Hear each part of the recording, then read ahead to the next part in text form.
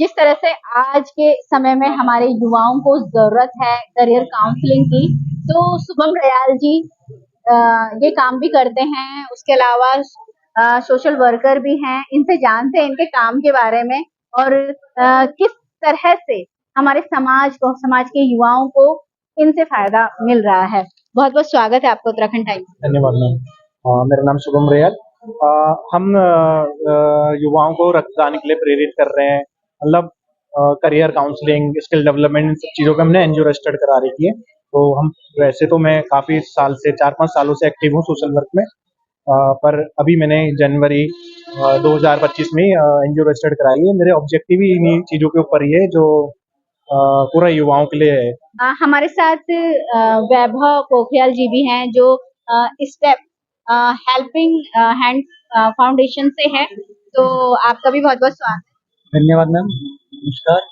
और मेरा नाम वैभव पोखरियाल है और हम युवाओं के लिए बता दिया होगा आपको, हमारे छोटे भाई ने आपकी सारी बातें क्लियर कर चुके हैं। हम युवाओं को प्रेरित कर रहे हैं इन चीज़ों के लिए कि वो समाज को बना सके, समाज सशक्त बना सके और प्रेरणा ले सके, नशा मुक्ति से दूर रहें, इन चीज़ों से दूर रहेंगे और अच्छे कामों में आगे बढ़ेंगे, इसलिए हम उन्हें प्रेरित कर रहे हैं। मेरा क्वेश्चन है क्योंकि आपने बोला समाज को प्रेरित कर रहे हैं, आप युवाओं को जोड़ रहे हैं, युवाओं की हेल्प कर रहे हैं, उनकी करियर काउंसलिंग, उनको समाज के लायक आप बना रहे हैं, लेकिन फिर भी हमारे समाज में नशा बहुत ज्यादा हो रहा है, तो इसके लिए भी क्या कुछ कर रहे हैं आप लोग? हाँ, मैं ये कहना चाहूँगा कि युवा कुछ भटक जाते हैं, संगति के कारण या उनके माँ-बाप उन पे ध्यान नहीं दे पाते, जिससे गलत संगतियों में पड़ जाते हैं।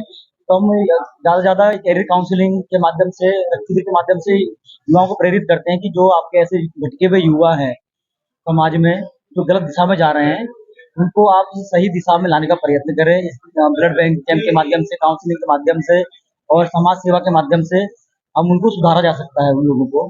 तो ये प्रयास हमारे जारी हैं। जिस तरह से आपसे भी पूछूंगी शुभम रयाल जी, जो हमारा ये कैंप लगा है, क्या उन बच्चों तक पहुंच पा रहा है ये कैंप जो जो जैसे नशे में है? क्या नशे वाले बच्चे यदि नशे की गिरफ्त में आते हैं, क्या वो ब्लड डोनेट कर सकते हैं? ब्लड डोनेट नशे वाले तो नहीं कर सकते, पर अगर वो छोड़ेंगे तो वो भी एक दिन प्रेरित होकर जरूर तो कर रहे होंगे।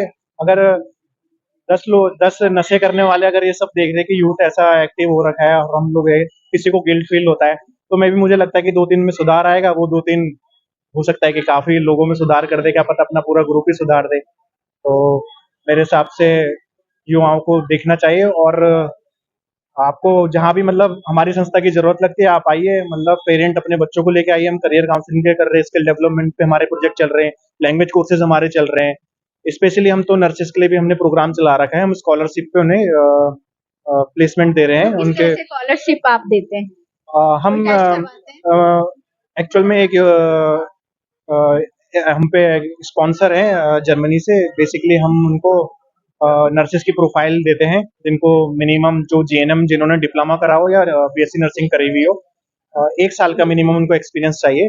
तो हम प्रोफाइल उनको भेजते हैं और जैसे नर्सेस की ड्यूटी का कुछ रहता नहीं है फिक्स, मॉर्निंग है इवनिंग है, तो नर्सेस की टाइमिंग के हिसाब से हम उनके इंटरव्यू अरेंज करते हैं। अगर जो स्पॉन्सर कर रहा है क्लाइंट, उसको लगता है कि ये कैपेबल है, तो वो उसको लैंग्वेज कोर्स भी ऑफर करती है। तो हम तो अभी प्रॉपर कितने लोगों को आपने भेजा है?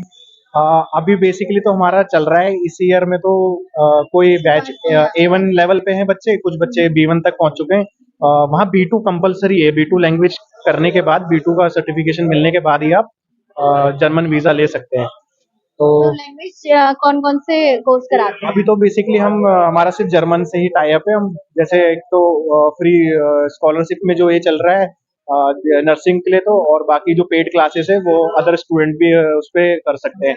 जैसे स्किल ट्रेनिंग का तो मैम चल रहा है अलग अलग चीजें ना। जैसे हम वही गाइड करते हैं कि ये बच्चा किस किस सब्जेक्ट्स में स्ट्रांग है, तो ये प्रॉपर अगर उसको अर्ली स्टेज में पता चल जाएगा कि मेरे को इस चीज में ये सब्जेक्ट लेने चाहिए या मुझे इस कोर्स में जाना चाहिए, कि अभी वो 12th में पढ़ रहा है, तो हम उसकी हेल्प कर सकते हैं। अब वो ऑलरेडी वो कोई कोर्स में चले जाएगा, तो फिर हम उसको गाइड नहीं कर पाएंगे। फिर हमें उसी से रिलेटेड उसको कुछ सजेशन देनी पड़ती है। वो बच्चे को रीड करके ही पता चल सकता है। जैसे अभी नंबरों का बहुत ज़्यादा है कि हर कोई माँ-बाप, हर कोई टीचर या हर कोई चाहता है कि मेरे बच्चे के 99% हो। या 100% नंबर हो, क्या जो ये दौड़ चढ़ रही है नंबरों की, ये क्या सही है? इससे क्या इफेक्ट क्या पड़ रहा है हमारे समाज में? कुछ इफेक्ट तो पड़ रहा होगा, क्योंकि अ, ऐसा तो नहीं है कि जो जिनके बहुत ज्यादा नंबर आते हैं वही अपना कंट्रीब्यूशन दे सकते हैं हमारी सोसाइटी में, वो अच्छे करियर में जा सकते हैं। क्या जो एवरेज बच्चे हैं, जो 60, 50, 45% आते हैं, क्या वो भी कामयाब हो सकते हैं? मेरा तो फोकस बिल्कुल भी इसमें नहीं रहेगा कि आपको मार्क्स देखना चाहिए। मैं तो ये देखना चाहिए कि बच्चे के अंदर स्किल्स जितना हो सके, वो जितना अपने आप को अपलिफ्ट कर पाए। तो मैं ऐसा नहीं करूंगा कि 12वीं में मार्क्स आ जाए या ग्रेजुएशन में अच्छा कर ले। मैं कहूंगा कि वो कोर्स भी ऐसा चूज करेगी जिसमें उसको जॉब मिले, या वो जॉब देने वाला बन पाए। उसकी मेंटेलिटी हमारा सुधारना पहला मतलब मोटिव है हमारा। तो हम लोग कर रहे हैं। तो जो हम वीकली और 15 दिन में हमारे कैंप्स रहते हैं, ब्लड डोनेशन के साथ साथ हम करियर काउंसलिंग के भी कैंप करते हैं। तो तो अभी समाज में मैं देखती हूँ ना कि हम भी हैं या कोई भी है, हमारे माँ बाप अच्छे पैसे वाले हैं, आर्थिक रूप से मजबूत है, तो हम कोई भी कोर्स कर रहे हैं। हम बोल रहे हैं कि ये कोर्स करके हम कुछ कर लेंगे, लेकिन हकीकत जब हम उस कोर्स को करके हम जॉब करने निकलते हैं तो हमें वो चीज नहीं, तो हमें लगता है कि हमारा समय बर्बाद हो गया, ये हमने कोर्स गलत कर लिया।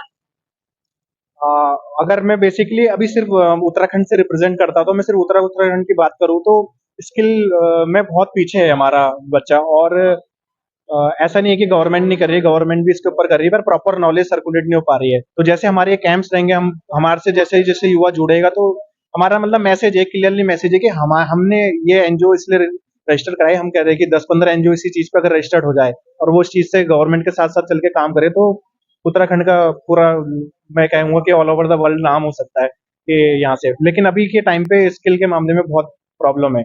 तो अगर स्किल नहीं है तो मेरे हिसाब से बेसिकली जॉब का क्राइसिस तो आएगा ही आएगा कि जॉब मिलेंगी क्योंकि नहीं। जो हमारा क्योंकि एजुकेशन सिस्टम है ना, ये हमें जॉब नहीं दे रहा, हमें ट्रेन नहीं कर रहा किसी भी काम के लिए।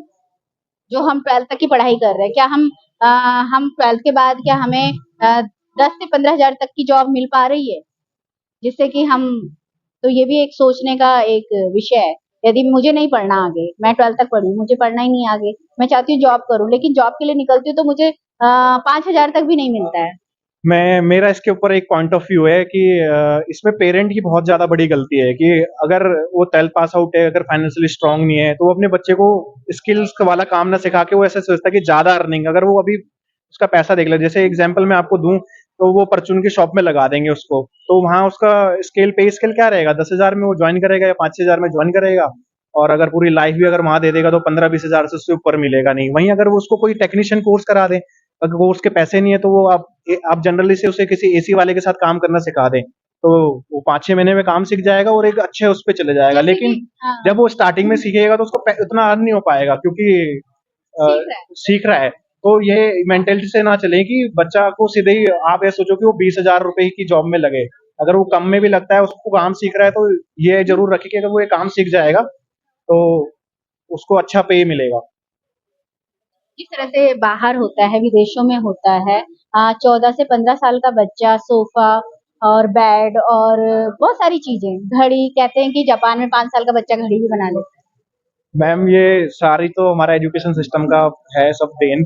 तो सुधार करने की पूरी उम्मीद है और कर रहे हैं मैम। हम जैसे हम रजिस्टर्ड हुए हैं यहाँ पे उत्तराखंड में काम करने के लिए, तो मे भी अगर 5-7 एनजीओ सिर्फ स्किल डेवलपमेंट और करियर काउंसलिंग इस टाइप से प्रोग्राम करके चले, तो मे भी मुझे लगता है कि थोड़ा बहुत सुधार 5-6 सालों में आपको दिखने लग जाएगा उत्तराखंड के अंदर। तो इसी तरह से देखते रहिए आप उत्तराखंड टाइम्स, और आपको पता चल ही गया होगा कि कितनी समस्याएं हमारे समाज में है, युवाओं में है, करियर को लेकर। क्योंकि पहले तो दो ही उत्तराखंड के लिए दो ही करियर थे, एक आर्मी में जाना और दूसरा विदेश में काम करना। लेकिन आर्मी में जब से अग्निवीर का हुआ है, भर्ती हुई, अग्निवीर की भर्ती हुई, तब से एक रुझान कम हो गया है।